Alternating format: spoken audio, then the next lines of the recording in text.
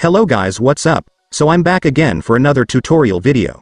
So in this video, I will gonna show you how you can install Google Meet on your PC or laptop. So if you are interested, then keep on watching.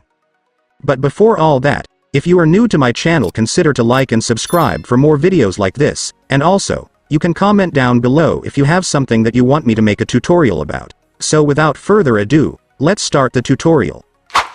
So to install Google Meet on your PC or laptop, it's actually pretty easy, just follow what I'm gonna do.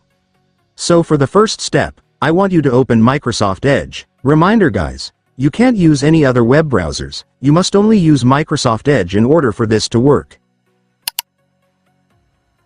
And once you're on Microsoft Edge, next, I want you to go to the official Google Meet website, so just go and search this.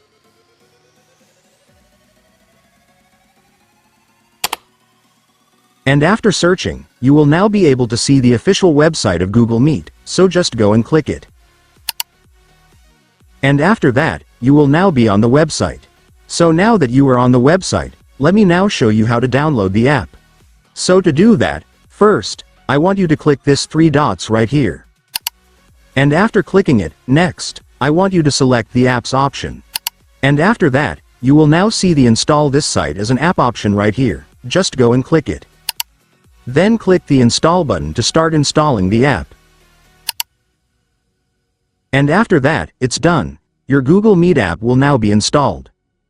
And by the way guys, you might notice that even after installing your Google Meet, you might still not find the app on your desktop home screen. So to fix that, just go back to your Google Meet app. And once you're on the app, just click this 3 dots at the top. And then select App Settings. And then for the last step, just click this Create Desktop Shortcut button to add the app on your desktop home screen. And after clicking it, it's done. Congratulations, your Google Meet app will now be on your desktop home screen.